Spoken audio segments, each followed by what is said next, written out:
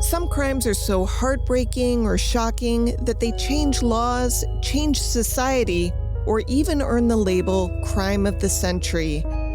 But the stories that made headlines in decades past aren't necessarily remembered today.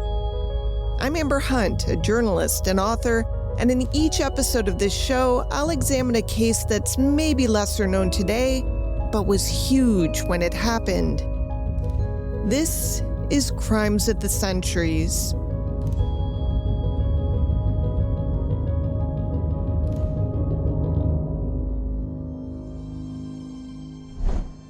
The story that Diane Downs told on the night of May 19, 1983, never varied much in the years to come. There'd be a detail or two that she would change, but she would blame that on meds, fatigue, dreams, or other people's misunderstandings. But one key thing never changed. Every time she spoke of the sequence of events that took place on a dark, rural Oregon road that late spring evening, she always gave herself first billing in the starring role of victim. And she would talk and talk and talk and talk. One detective called it verbal vomit about what happened while remaining unemotional and, behaviorally speaking, a bit peculiar, even a little self-amused, smiling at the wrong times. That would arouse suspicion about her story almost from the get-go. The cops saw it. The doctors and nurses saw it, and soon enough, when her family called a press conference to tell her side of what happened, almost everyone else saw it too. She was a woman who had, she said, been approached by a stranger when she stopped her car in unfamiliar surroundings. That man, he had bushy hair but no discernible accent, had, for no clear reason, proceeded to shoot her and her 3 children. One child died almost instantly. The other 2 would be grievously injured while their brave mother sustained a single gunshot wound to her left forearm. She had struggled with the man, she said. He had wanted her car, but she pretended to throw the keys into the woods, thus ensuring her own ability to get back into the car and drive away. Straight away, the story seemed hinky enough to deserve attention. Her subsequent behavior, well, that ensured it. Officials all agreed the behavior was either the most unusual response to shock they had ever witnessed, or the unbroken ramblings of a sociopath and a narcissist who had just tried to kill her children. It would soon be clear which was true. As investigators pressed deeper, they found that nearly every important detail in Diane's account either conflicted with the evidence or contradicted itself. By the time the case reached court, the question was no longer whether the story was wrong, but why she had told it in the first place. This is Diane talking to local Eugene reporter Ann Bradley of KEZI-TV not long after. An upbeat but solicitous Diane was taking mild offense that her word and her concern for her children was already being doubted by police. Everybody says you sure were lucky. Well, I don't feel very lucky. I couldn't tie my damn shoes for about 2 months. It is very painful. It is still painful. I have a steel plate on my arm. I will for a year and a half. The scar is going to be there forever. I'm going to remember that night for the rest of my life, whether I want to or not. I don't think I was very lucky. I think my kids were lucky. If I had been shot the way they were, we all would have died. Notice she doesn't mention the child who did in fact die. Now, 8-year-old Christy had been shot twice in the chest. 3-year-old Danny was shot in the back and left paralyzed from the waist down. And 7-year-old Cheryl had been shot twice, with 1 bullet piercing her heart. She had choked on her own blood as she lay dying in the front passenger seat floor of her mother's new red Nissan Pulsar. So yeah, the kids were lucky.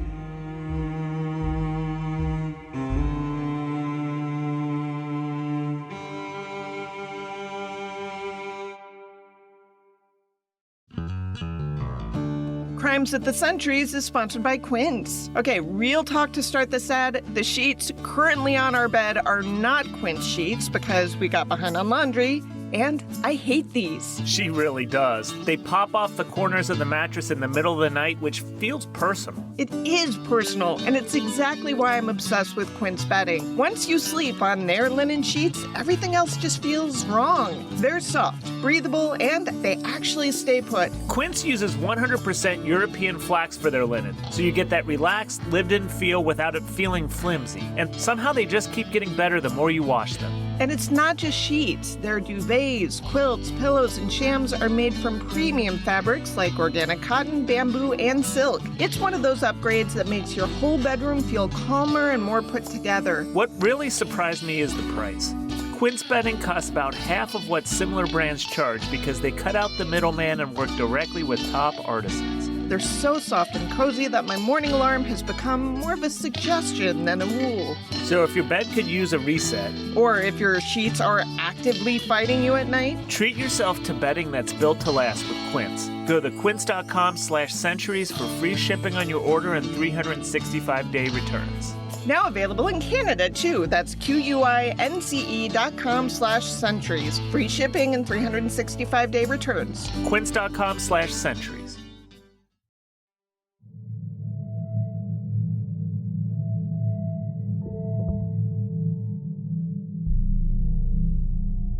When surgeon Stephen Wilhite was paged to return to the Springfield, Oregon hospital where the children had been brought, he sorted his thoughts about how he was going to handle what he'd been told were gunshot wounds to 3 children. Finding that Cheryl had already succumbed to her wounds, he looked at Christy and feared the worst. He told ABC News, "When I looked at Christy, I thought she was dead. Her pupils were dilated. Her blood pressure was non-existent. And she is so close to death, it's unbelievable." The staff at Mackenzie Willamette Medical Center was working on both Christy and her brother, and after Wilhite was able to revive Christy and partially stabilize her, he went to speak to their mother.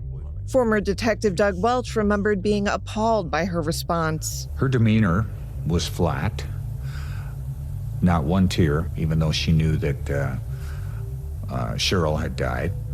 Then she said, "Boy, this has really spoiled my vacation." And then she says, "That really ruined my new car. I got blood all over the back of it." When Wilhite brought the subject back to Christy, Diane told him she knew that the child was brain dead and gave him permission to pull the plug. He protested that the little girl was not brain dead and he was not about to abandon her. Wilhite would later say he knew immediately, given their conversation and Diane's own less than spectacular wound, that she had shot her children. So sure of it was he that, after initial measures had been made to save the children's lives, he found a judge who issued an immediate order to place the surviving children under his care. That was necessary, he would explain, so that medical staff could ignore her directives and manage the children's care as they saw fit. In coming days, Wilhite also took note that whenever Diane visited, the little girl's vitals would spike so much that Diane often had to be removed from her presence. Other staff members who attended to Christy told the doctor they had noticed it too. Christy, who had not only suffered the gunshot wounds, but a stroke during the ordeal, was clearly scared of her mother.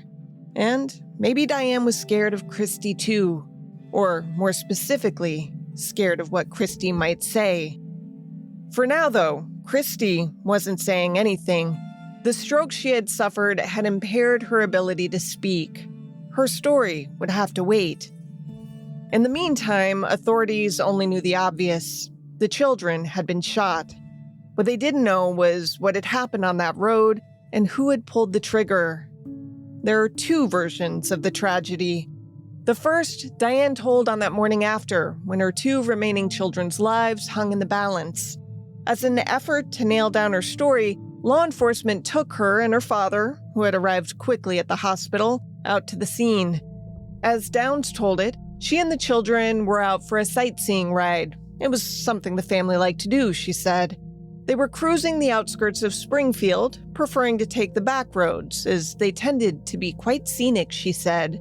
But this sightseeing ride was around 10 at night. It was dark. On the car's sound system, they were listening to their favorite tape, Duran Duran's Rio. Diane was driving on Old Mohawk Road. All the children fell asleep. According to a Washington Post reporter who drove the same route while reporting on the crime, there were thick woods on one side of the road and an overgrown field on the other. That's where Diane took a small bend in the road, where she said she saw a stranger flagging her down. Here's Diane talking to a whole bevy of reporters the day after the attack. We were just out, I guess, sightseeing, I guess you'd say. And the kids got tired. They fell asleep in the car, so I decided to just head on home. But I saw a road I hadn't been on before. We like to take back roads, and just went down that road. And there was a guy standing in the road, flagging me down, so I stopped. Diane said she had gotten out of her car to see if she might help the bushy-haired man. Maybe he was hurt or his car was having trouble. That's when he demanded she give him the car. She said something like, "You must be kidding." She then pretended to throw her keys into the woods to distract him.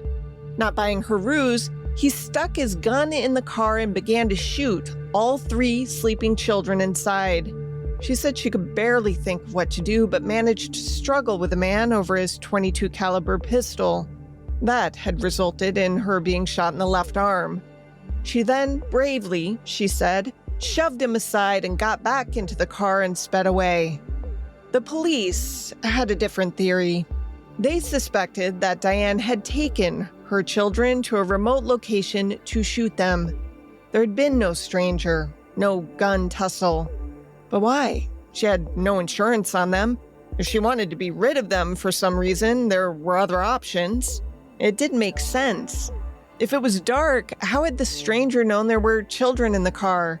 What would his motive have been? And why would a woman alone with her kids stop to help someone in the dark? Someone she described as looking rough, having a stubbly beard and wearing a dirty white t-shirt. Both Diane and the police went to work immediately to put forward the narrative that would either put Diane in prison or paint her as a tragic figure, a mother who had the misfortune to meet a lunatic in the middle of the night, done nothing to deserve his wrath and bullets, not to mention all that scorn, derision, and the loss of her children. Diane found the media pretty fast, calling a press conference the day after the shootings. I am here just to appeal for people out there, to, if they know anything, to call in. Diane was quite the photogenic survivor. The slight 27-year-old blonde had a rather long face and big eyes. Some say they saw a resemblance to Princess Diana. She was also a single mother who had just lost a child and who, while behaving strangely, knew she could evoke considerable sympathy and attention by being in front of this thing. She made herself available to law enforcement as well. 3 days after the shootings, she agreed to be videotaped reenacting the sequence of events that night. As Lane County Detective Doug Welch said, they just wanted to nail down her statements. She was more than happy to do that. This is the voice of Downs on a police-made video. I'm throwing the keys, okay? I'm throwing the keys. I go like that. I got in the car, jumped in, put the keys in. I just hit my cast. You hear that laughing? Well, in the video, you see Downs getting into the Nissan and hitting her left arm, now in a cast, against the steering wheel. She seemed amused by that. Then she said, This is worse than okay. This is worse than okay? She didn't finish that sentence, but the cops took note of it. They also made a point to watch every one of her TV interviews to see if her story changed. Reporter Ann Bradley nabbed a one-on-one interview with Diane.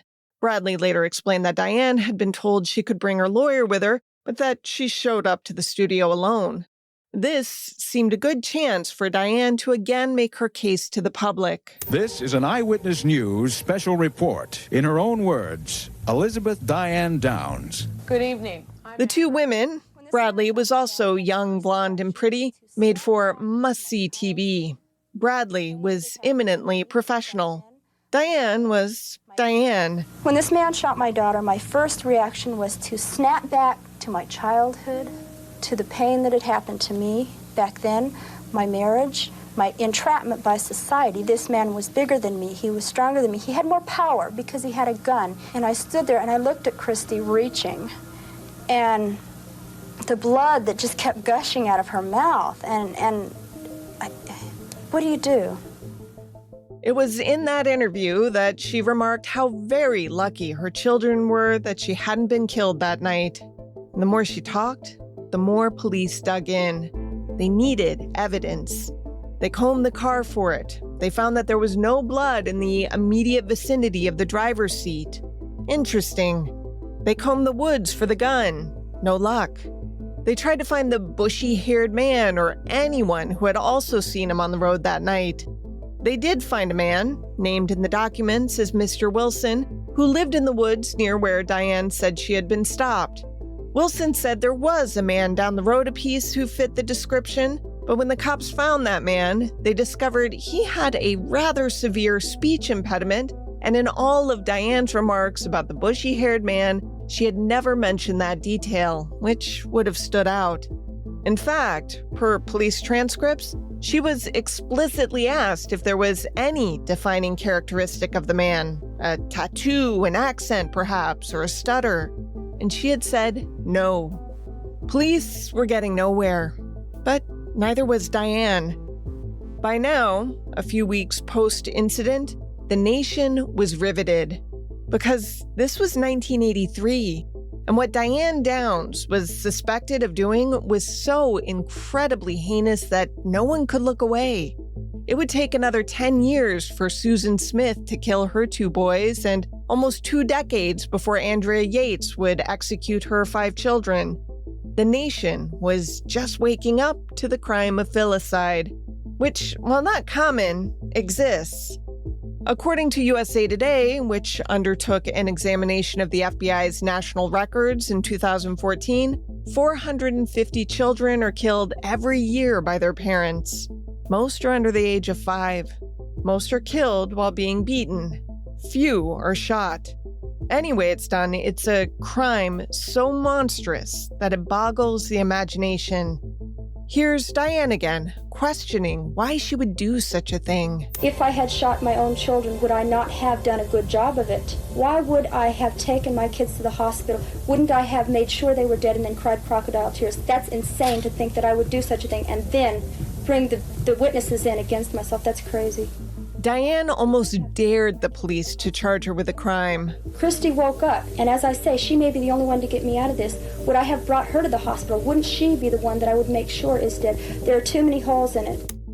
9 months after she'd told Dr. Wilhite her vacation had been ruined, Diane Downs was indicted on 1 count of murder, 2 counts of attempted murder, and 2 counts of assault in the first degree.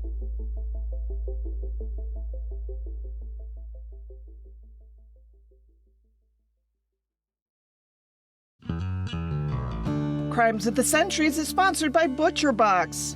Now, you know that moment when you open the fridge and it's just chaos, random leftovers, half a plan, zero inspiration? Every January, the holidays are over, but the exhaustion is still very much here. That's why ButcherBox has been such a lifesaver for us. Having high-quality proteins already stocked means dinner feels manageable again, even on busy nights. ButcherBox delivers over 100 premium protein options straight to your door, including 100% grass-fed beef, free-range organic chicken, pork-raised crate-free, and wild-caught seafood. And for nearly a decade, they've led the industry with meat and seafood that's antibiotic-free, hormone-free, and independently verified. It's just a more trustworthy way to stock your freezer. What I like is that every product meets the same standards, whether it's filet mignon or chicken nuggets. We've been able to customize our box around what we actually use, which makes meal prep and weeknight dinners way less stressful. Plus, every box ships free, including members-only perks like recipe inspiration, tips, and exclusive deals.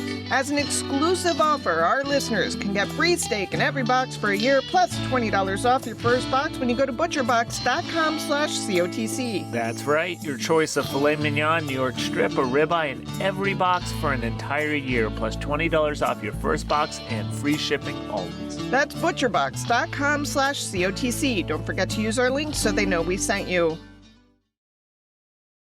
By the time Diane Downs was indicted, the question of motive had become crystal clear. Let's roll back a few years.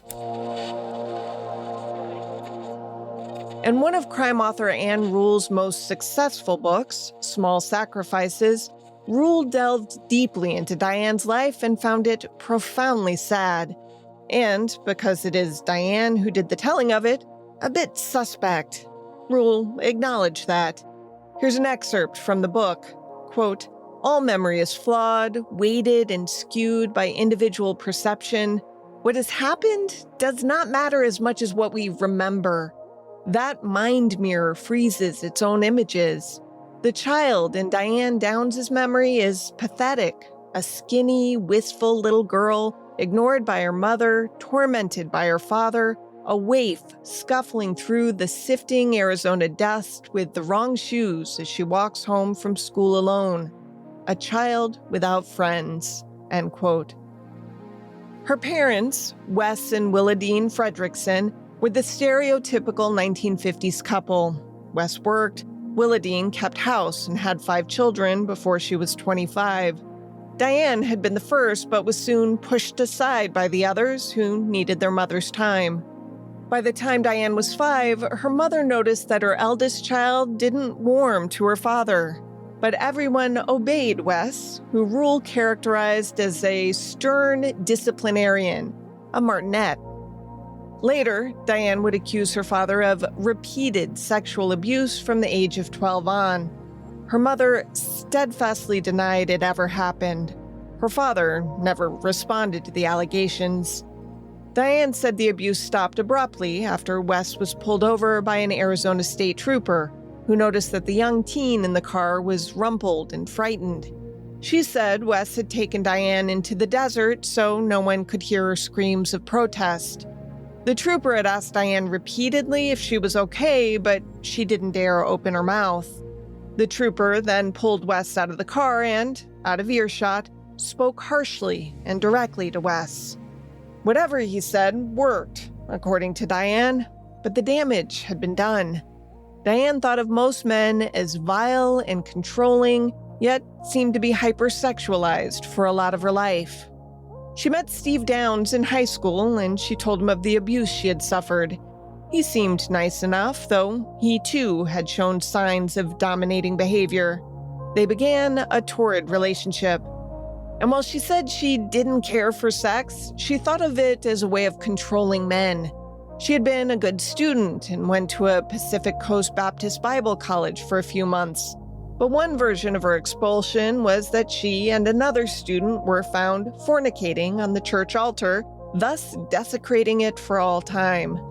She came home, married Steve, who, as Rule wrote, was her ticket out of the house she lived in with her parents. Diane did not believe that Steve loved her, but she craved love and attention. The way to get it, she figured, was to have children who would shower her with both. She had, by now, secured work as a mail carrier. Steve worked too, but they made little money. The family couldn't afford much time off. She had the 2 girls in rapid succession. Records show she reported for work a day after having given birth. The couple moved in and out of the Fredrickson home. Diane wanted better, so she signed up for the Army. That was short-lived. She went back to carrying mail. Steve, whose first extramarital affair occurred only 2 weeks after their marriage, continued to date other women, proving cruel to her in as many ways as he could. She became pregnant again, but this time opted for an abortion. Steve got a vasectomy, which wasn't entirely effective. She got pregnant again. The chaos seemed unending. In late 1979, when Diane was 24, she gave birth to Danny. The botched vasectomy got fixed, and it looked like they would be the little family that could. Well, they weren't. Depressed, financially in bad shape, and in a crappy marriage, Diane would sometimes beat and berate her own children, who lived in a kind of transient state of fear. She would occasionally experience what she called blackouts. Then, in April 1980, she chanced upon a Phil Donahue episode on TV that showcased surrogate parenting. This was the job she was made for. She considered getting pregnant to be the easiest thing she had ever done. She was what they used to call a fertile myrtle, and she saw an opportunity. When asked about this later, she dismissed a suggestion made by Oprah Winfrey that she liked being pregnant. Instead, she said, I've been pregnant 5 times. With my very first child, Christy was a baby that liked to stretch out. She separated my ribs. Every time I get pregnant, it is an excruciating experience that nobody would normally want to go through that kind of thing, knowing that it's going to be as painful as it is for at least the last 5 months. I love children. The reason that I became a surrogate was because there I saw a program in which a woman was told over and over and over by doctors that she could not have children, and I knew what it was like to be told that you can't have a child, which is why Daniel was conceived. My husband kept saying, you can't have a baby, and I did it anyway. Diane started her journey as a surrogate when, a day after the Donahue program aired, she contacted the doctors at the Louisville, Kentucky clinic that had spoken on the show. She sounded good to them. Young, a mother already, someone who seemed ready to do something for others. She passed every physical test. Then came the psychological screenings, 10 of them. They included the Minnesota Multiphasic Personality Inventory, the Wide Range Achievement Test, the Rotter Incomplete Sentences Blank, and the Rorschach Ink Blot Test. She proved to be very bright, but very unstable. Per Ann Rule, the report from the clinical psychologist read, quote, "These findings were consistent with, but not absolutely diagnostic of, a major psychopathology," end quote. Rule summarized the findings this way, quote, "Diane apparently perceived the world around her uniquely. Her test results might have been early warnings of a profound psychosis, parentheses insanity, or only of strong personality quirks," end quote. Diane thought she had passed with flying colors. Told she would have to be reassessed, she consulted a Phoenix psychiatrist who also noted her quirks, suggesting she was histrionic and narcissistic. While she waited to be told she could be a surrogate parent and earn the $10,000 fee for doing so, she and Steve finally broke up. As a single parent, she saw no hindrance to dating regularly and was known to leave her children home alone if she couldn't find someone to sit with them. Christy was 6, Cheryl was 5, Danny was 18 months. Realizing the neglect, a neighbor called child services, but later agreed to mind the children whenever Diane was unable to. That was often. She was never without a boyfriend or lover now. She was particularly fond of sleeping with married men. He was not supposed to be screwing around. That was exciting. As she told Ann Rule in a letter, quote, "I loved them all. I just don't go to bed with people. I love them. Sex hadn't been rewarding with Steve, although a relationship is not founded merely on sex. I only slept with Tim Lowry 2 times, and I only slept with Walt Neff once. The other guys were my friends," end quote. Now, despite having not passed her psychological exams, Diane was given the go-ahead to become a surrogate. She was impregnated through the miracle of science in late 1981. And she already had her eye on another coworker, a married man. His name was Robert Nick Knickerbocker, though prosecutors would call him something else. Motive.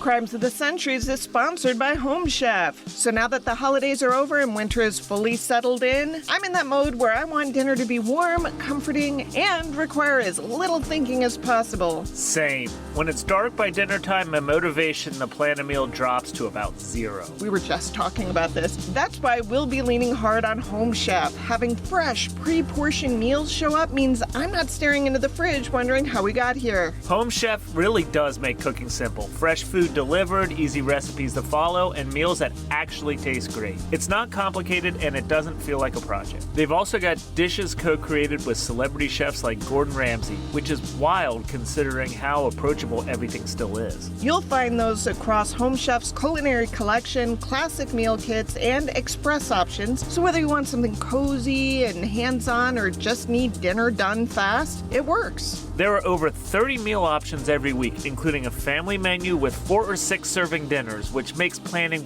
way easier. And it actually saves money. Home Chef customers save an average of $86 a month on groceries, which, yeah, we'll take that. For a limited time, Home Chef is offering listeners 50% off and free shipping for your first box, plus free dessert for life. Go to homechef.com/COTC. Diane Downs met the man she would call Nick at the U.S. Post Office in Chandler, Arizona, where they both worked. It was not an instant thing. By mid-1982, Diane had slept with almost every other man in the office, and it was time to see if Nick wanted to cheat on his wife Charlotte for a bit. He had been injured on the job and had, for a brief time, been taken off his mail route and put in the office, where he was put in close proximity to Diane, who had just given birth and, a little bit reluctantly, handed the surrogate child over to its legal mother. Diane had told Nick she was eager to do it again. He said he couldn't get her pregnant, so he wouldn't be in the way. The two flirted. His own marriage was going through a rough patch. He figured Diane wasn't interested in anything serious. The flirting grew into something more. But Nick was super clear on a crucial point. He did not want to be a father, not to his own kids, and certainly not to anyone else's. This is what most single mothers would consider deal-breaker material. But not Diane. Instead, Diane was all in. Not just on Nick, but on everything. She set about to fix her life. She decided she wanted to be a doctor, so she went back to school, taking day classes twice a week and night classes on alternate days. She gave the kids to Steve and kept her full-time job. But she became unhappy when she realized she had too little time for Nick. By now, Nick was ready for this fling to be over. He told his wife everything. She'd been very forgiving. These things happen. Diane didn't take the rejection well. She had a physical fight with Steve where she threatened suicide, then used her .22 caliber Ruger semi-automatic pistol to shoot a hole in her trailer floor. She hounded Nick for a second chance. He folded like he was holding a bad poker hand. Life was looking up. She went to Kentucky for a third insemination, the second hadn't taken, and came home pregnant. She attended Christie's 8th birthday party. That same night, her trailer caught fire. It was an electrical glitch. Insulation had melted. Arson investigators looked, but didn't find cause for further investigation. Later, Nick would tell Oregon investigators that Diane had told him she had paid Steve to set it on fire. So now she was living in a half-burned trailer, writing daily in her diary about how much she loved Nick, weaving elaborate tales about how they could reconcile her family with his desire to not be a father to anyone's children. They moved in together while he decided which way he wanted his life to go. Diane began a crusade to convince him she was the way it should go. She bombarded Nick with poetry and letters and cards, even giving him things she said the kids made for him. Most of it gushed with teenaged ardor. A way to solve a few problems, she then imagined, was to move back to Oregon. She was truly homesick and thought that Nick would follow her and Charlotte, his wife, would be 1,200 miles away from them. She applied for a transfer to the Eugene post office. She told him to do the same. Her father, incidentally, was the postmaster in Eugene, and when her parents met Nick, Wes offered each of them their choice of jobs. By then, though, Nick was done. Author Ann Rule. Diane was thinking that her married lover in the post office in Chandler, Arizona would follow her. And when I interviewed him, he said, "Ann, I was just so glad when I realized she'd crossed the county line headed out of here that I never considered following her." But she was desperate to get his attention. Oprah and Diane discussed that very thing. I want you to tell me, were you obsessed with Nick? No, I don't think I've ever been obsessed with a man in my life. There are too many men in the world, quite frankly. So you were not, okay, I had were many you not? lovers. Okay, I had okay. many lovers at that time. Were you madly in love with him? I loved him.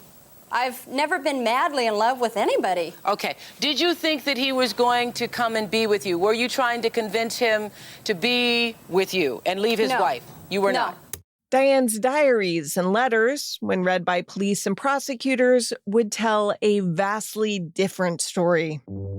The man who had been in charge of Diane's case almost from the very first day was Lane County Deputy District Attorney Fred Hughey. He and his investigators spent months trying to unravel her story. In that pursuit, they had tracked down and read all of the letters Diane and Nick had exchanged and all of Diane's diary entries that focused on her pursuit of him. The truth about the relationship soon became clear. Nick wouldn't see Diane with her kids. They were non-entities to him. If he showed up at her house and they weren't away somewhere with a sitter, he would leave. Yet Diane wanted to be with him, not just for fleeting encounters, but long-term. She talked of marriage and a future. She drew up plans for a home she wanted the couple to build. She did include bedrooms for the kids in those plans, but she put them on the opposite side of the house so that Nick wouldn't have to see them, and she also had plans to ensure a nanny would take care of them full-time anyway. It was very much a flowers in the attic type situation. Diane fantasized about living her life with her children, at best minimized, and at worst, well, gone entirely. All for Nick. Early in the investigation, Nick had been cleared as a suspect, but he continued to talk with police and with Hughey because he feared that his wife might be in danger. He also began to tape his phone conversations with Diane. He told police that he had seen the .22 caliber gun in her car when she left Chandler to move to Oregon. Hughey, who had a lot of circumstantial evidence but nothing firmer, was still waiting to charge Diane with a crime. He knew he needed something solid to present to a jury. He thought they had it when police found a bullet fragment under the trailer she had previously owned. You know, the one she had fired into the floor to scare Steve into thinking she had shot herself. That bullet turned out to be a likely match, but was so badly corrupted as to be disputable in court. Hughey doubled his efforts to find the gun. He also continued to quietly work with Dr. Wilhite and others to earn the trust of the one person who could sink Diane for good, her daughter, Christy. Diane, fully aware of this, worked on Christy too. Although the state had gone through the necessary steps to remove the children from her custody and had obtained a court order to prevent her from getting in touch with them, she convinced their father, Steve, to give her access when the children were with him. She was the one that told Christy that she was a suspect. She was the one who kept telling Christy about how that man in the middle of the road had hurt her. She was the one who told Christy not to tell. Months had passed and Christy was slowly regaining her speech, but still seemed reluctant to implicate her mother. Christy would occasionally be asked to refer back to that night. Her answers would be evasive. She'd say things like, "Mom loves me," in response. When asked to draw a picture of her assailant, Christy drew a figure that had no face. The psychologist working with her even asked, very early on, if she would write down the name of the person who shot her and her siblings. She would fold up the paper it was written on, put it in an envelope, and seal it, and no one would look. The psychologist promised that part. It would stay a secret. But writing it down might help Christy feel better. So Christy did. And the psychologist kept the promise. No one opened the envelope. Hughey visited often. He wanted Christy to be comfortable with him so that, should she ever testify, she would trust him. He could wait. Later that summer, John Inman called Hughey to say he might have some information about the case. Seems he had been driving on Old Mohawk Road that night of the shooting. It was around 11 p.m., he said, when he got behind a red Nissan with Arizona plates traveling very slowly toward town. Because of the curviness of the road, he had to remain behind the car for a few minutes before he could safely pass. He said he heard no screaming from the car and sensed no urgency on the part of the driver. He didn't see the driver because it was so dark, but he saw no indication that anyone needed help. This was promising, thought Hughie. Another, albeit odd, hole in Diane's story. Then, crime scene analysts came back with reconstruction scenarios for the crime. Blood spatter and bullet trajectories inside and outside the car did not match Diane's story of how the night unfolded. Then, 9 months after she'd been shot, Christy was ready to tell what she knew, and Hughie was ready to go to trial. Diane fell back on her usual strategy. She got pregnant again.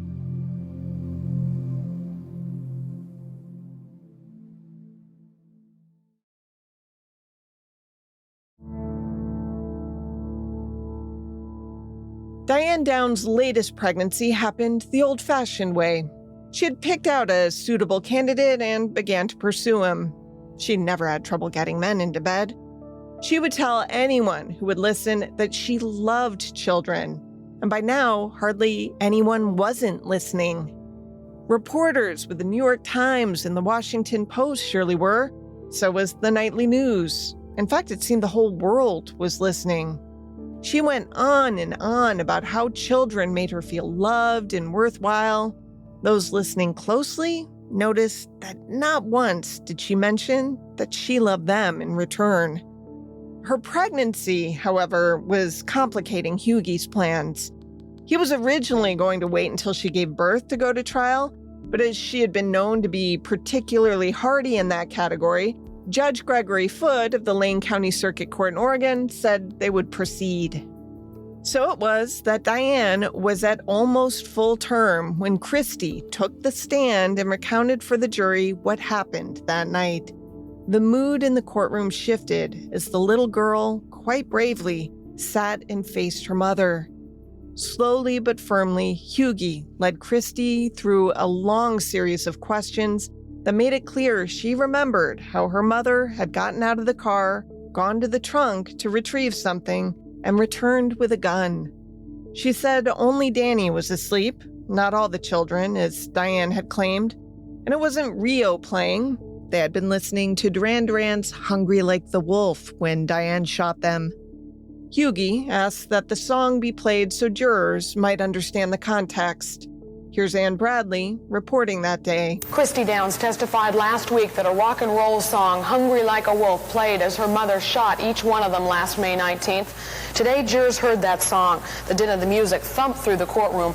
Elizabeth Diane Downs mouthed the song's words, "I'm on the hunt, I'm after you," and moved her head and hands, enjoying the beat of the music. Jurors didn't take their eyes off of Downs. Some appeared stunned by her reaction to the song. When the psychologist was called, Hughie asked her to open the still-sealed envelope to read the piece of paper on which Christy had written the name of her assailant. It read, Mom.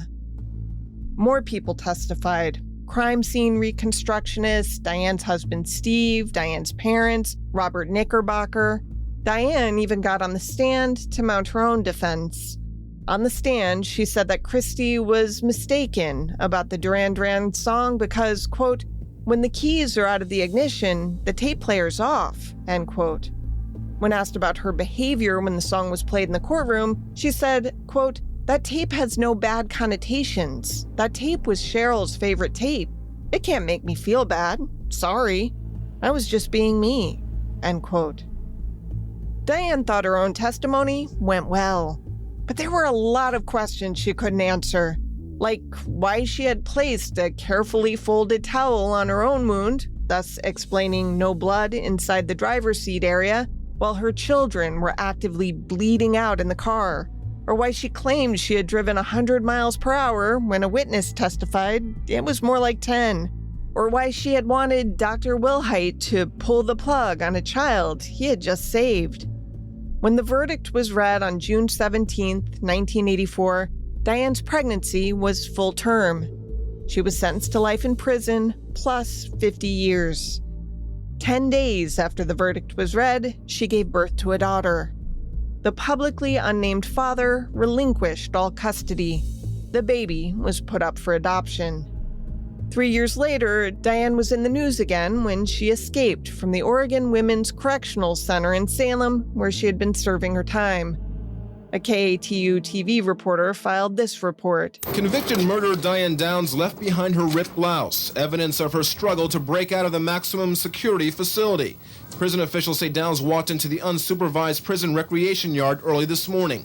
Apparently, she scaled this 18-foot fence, maneuvered her way over the rolls of razor ribbon, and jumped to freedom, but not before triggering a perimeter alarm system. Over the next 10 days, Oregon State Police staged a 14-state manhunt looking for her. They contacted her parents, placed guards at the home of her children's adoptive parents, and scoured all her old haunts.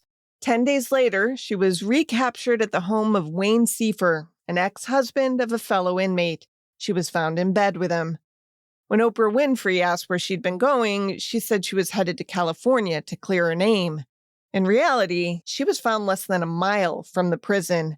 She had made a beeline to Seifer, who said that when he had answered the door, she said she had just been let out of prison. He described her as, quote, a girl with no clothes on, end quote. Psychiatrists again delved into her psyche. This time, she was diagnosed as having an antisocial personality and was likely a, quote, deviant sociopath, end quote. As a result of the escape attempt, she had time added to her original sentence and was moved first to the New Jersey Department of Corrections Clinton facility, then to the Central California Women's Facility in Chowchilla. Each had better security. Diane has continued to claim her innocence. She has even said that she knows there were 30 witnesses out there on Old Mohawk Road that night who could support her version of events. If they exist, none has spoken up. Both Christy and Danny were adopted by prosecutor Hughie and his wife. That's right, the man who put Diane Downs behind bars adopted her 2 surviving children in 1986. This was a big news story when it was revealed. The ethical ramifications are wild. When KEZI reporter John Doyle asked her about it, Diane said, I'm concerned that after seeing and being through what Hughie's put me through for the past 3.5 years, I'm concerned that even if Hughie found out what really happened, he would bury it and not let anybody know what happened. I sometimes wonder if maybe that's why he adopted the kids, so that the story can never come out. Whereas if she was living in another home, those people, if they found out what happened, might tell. To this day, people who want to believe Diane Downs is innocent cite Hughie's adoption of the children as proof the conviction was corrupt, which is exactly why this kind of thing typically never happens. But to give the flip side, the kids were in bad medical shape. Christy's injuries, including the stroke, left her with ongoing medical and psychological needs. Danny was paralyzed from the waist down. They had been in foster care since the shooting because their father, Steve, for some reason, wasn't interested in taking them in. So what some people see as fishy behavior, plenty of others see as simply an amazing deed. The other child Diane gave birth to just after her conviction in 1984 did not know her own origin story until she was 11. Rebecca Babcock had always known she was adopted, but her parents had kept the details purposely vague to protect her. But Rebecca, who had been raised in Bend, Oregon, wanted to know. So she tricked her babysitter into divulging the specifics. By the way, the babysitter knew because of fears immediately following Downs' prison escape. Rebecca then went to Barnes & Noble and found Ann Rule's book on her mother's case. She opened it to the pages that contained photographs. I opened it and looked at a picture of Diane Downs sitting at a table. It was a face to what I had been looking for, and it wasn't a face that I wanted to see. The cold look in her eyes scared me, and seeing her hands that, were just like mine, the reality set in that that's who gave birth to me. and it was scary. I slammed the book shut and I left. I shut it out. I didn't want to think about it anymore. Later, Becky would discover that people were fascinated by her link to the child killer. That led Becky to fear she was like her mother. She would tell ABC News' Elizabeth Vargas that the whole thing broke her. She fell into drugs and dangerous behavior for a while, but has since rebounded and is now, as an adult, a behavioral health coordinator. She did reach out to Christy and Danny, who, she says, declined her invitation to meet.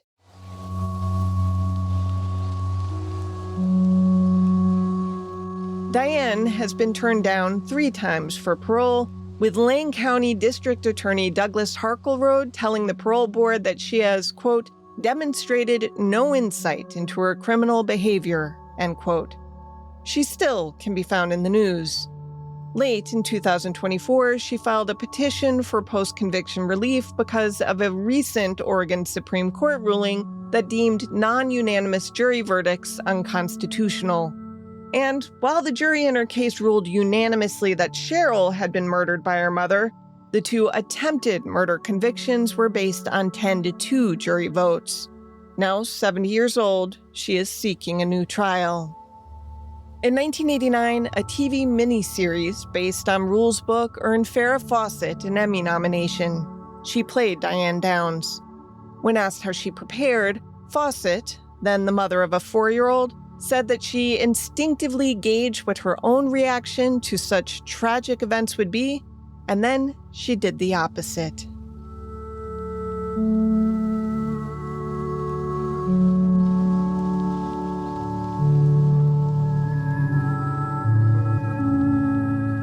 To research this case, journalist Amy Wilson read Anne Rule's Small Sacrifices and James Sond and Elizabeth Bummiller's profile, The Mother, in the Washington Post. She watched the 2010 ABC News documentary on the case. She read about the escape in local Oregon papers and watched a lot of local TV news coverage of the case that can now be found online. Crimes of the Centuries is available early and ad-free through Grab Bag Collab. Head to www.grabbagcollab.com for exclusive content related to this show and access to other series on our profit-sharing network. Unless noted in the citations, this case was researched and written by me, Amber Hunt, and produced by Henry Lavoie. Original music is by Bruce Hunt, Andrew Higley, and sometimes my child, Hunt Van Benscoten. Other music comes from Epidemic Sound. If you like the show, please help us out by rating and reviewing on Apple Podcasts. Also tell your friends. For more information or to recommend a case, go to centuriespod.com. On Instagram, we're @centuriespod, and you can find us on the Crimes of the Centuries Facebook page.